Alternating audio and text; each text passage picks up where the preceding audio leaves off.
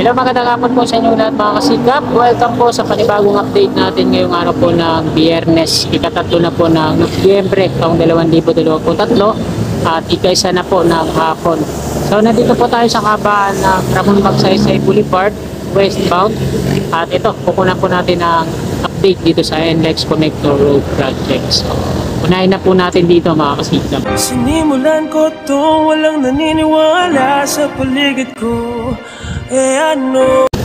So hindi pala yung contractor ng CRBC yung gumagawa dito, no, sa pagpapalit ng yung road pavement sa part na to. Ito yung lumang pavement, may asfalto, bali binutas-butas na yan ng backhoe. At dito sa pinakagitna na sila, no, ayan, makikita natin yung layout niya nila dyan.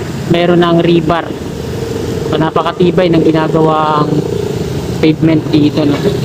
Doon sa inner lane napalitan na yan at naporing na. So nandito na nga sila sa may bandang gitna. At pag naporing na nila yan, isusunod na nila to dito sa harapan natin.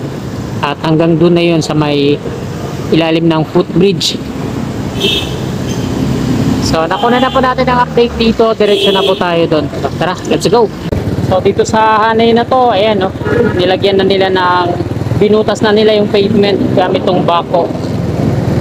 Ito dito sa ilalim ng footbridge, napalitan na rin na pavement sa inner lane at nandito na sila sa may bandang gitna. At dito naman sa poste ng NGCP mga kasikap, makikita natin na pinormahan na, no. May forma na siya, so di pa napuporing. At ito yung Altura Market sa ating kanan. Halos walang taong namimili ngayon dahil mainit. Ito yung inner lane. Yan yung Peter Island. So, parang walang tao, no? At ito may sign dito, diretso Quiapo at NLEX Connector pakanan. Ito yung pier sa gitna, ilalim ng LRT2 at interchange na nga dito. So ito yung entry at ito naman yung exit. At diretso tayo. So ito naman dito sa kaliwa, ito yung latest na update dito. So hindi pa napuporing itong dalawang pile cap foundation na to, no? Maliban pa rin sa nandiyan dyan sa unahan.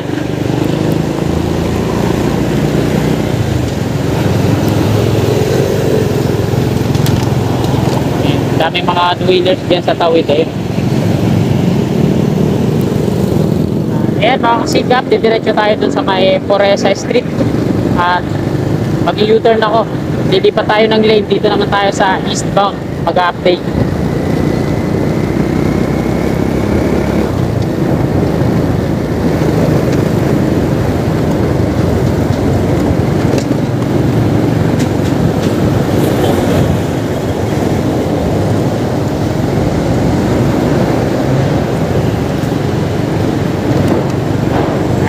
Bali, kakanan po muna ako dito.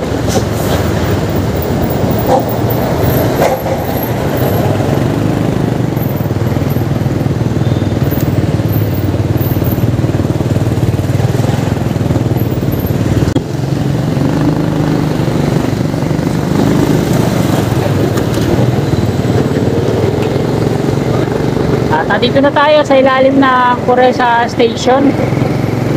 Eastbound na po ito.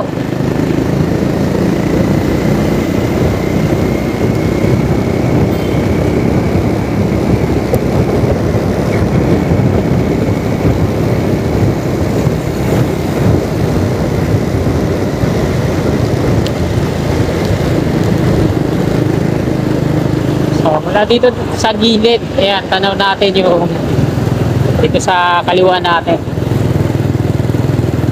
So hindi pa gaano nagkakaroon ng progreso dito sa may bandang gitna, no? Dito pa rin yung mga steel box girders na gagamitin dito patawid.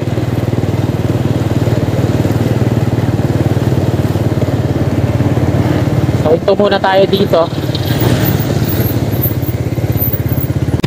So nandito tayo sa eastbound at ito yung interchange mga kasikap. So nilagyan na nga nila ng ano dito yun, no? Na yellow box. Hanggang doon yung dulo ng yellow box. Pa-slide patungo dito. So ito naman yung pile cap foundation dito, no? At ito yung harapan, hinukaya nilagyan ng mga forma at pinakatakip dito sa mga sheet pile na to. Yan. Na-pouring na pala to. So hindi pa siya tinatanggalan ng mga forma. Yan. At doon naman sa tawid, makita natin sa harapan, mayroong malaking hukay yan sa yan sa likod ng pier na yan. Ganito din yung gagawin nito mga sikap, parang takip doon sa tawid naman. Sa ngayon, hukay pa lang yung nandoon. Hindi pa pinoproseso yung paggawa ng rebar para sa pundasyon, no? Ayun yung dulo ng viaduct ng NLEX connector. So waiting pa siya bago malagyan ng head dito sa tawid. Tapos tsaka na nila i-install yung mga steel box girders na yan pag ganun patawid dito sa kanan. So ayan, nakuna na po natin ang update dito. Diretso na po tayo. Tara, let's go.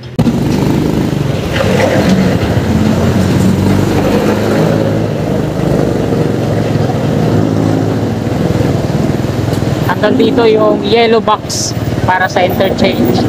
At ayan yung patungong PUP Santa Mesa. Ito yung pier dito sa tawid. So wala pa. Ang dami mga ano yun, yung temporary steel casing dito. At ito naman dito sa tawid natin sa kaliwa, anay ng mga steel box girders na gagamitin din sa gitna. So napakadami niyan, no?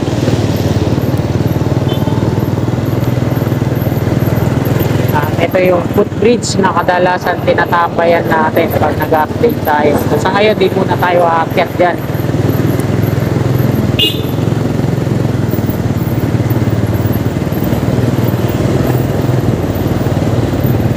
So pakita ko lang sa inyo mga kasikap.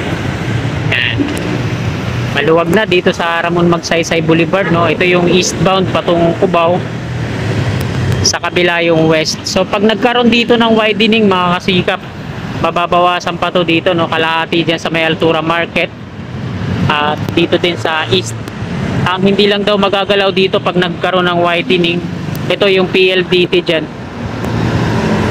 Actually mababawasan dapat yun sa plano, mababawasan yung PLDT, kaso magkakaroon daw ng komplikasyon o problema sa signal, kaya hindi na daw po gagalawin yung PLDT dito, yung building, no? At ito na lang yung pinaka problema dito, yung poste ng NGCP dyan sa west na nilagyan na lang nila ng harang. So pag nagkaroon na siguro ng widening to dito, no, saka na nila i-relocate yan, kung i-relocate pa. So pwede naman iusog yan doon,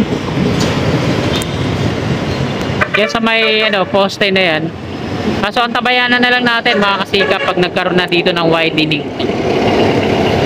kung tatanggalin yung poste ng NGCP sa westbound. At ayan mga kasikap, dito na po nagtatapos tong update natin ngayong hapong ito, araw po ng Biyernes, ika-3 ng Nobyembre taong 2023. Maraming salamat mga kasikap sa patuloy nyo suporta sa aking munting YouTube channel. Bago nyo po sana lisanin itong video na to, please like, at sa mga kasikap natin na willing po na sumuporta sa akin, please subscribe at i-hit nyo na rin po yung bell icon para always updated po lagi tayo sa aking mga bago pang paparating na video. Maraming salamat mga kasikap. God bless po sa ating lahat. You're my angel.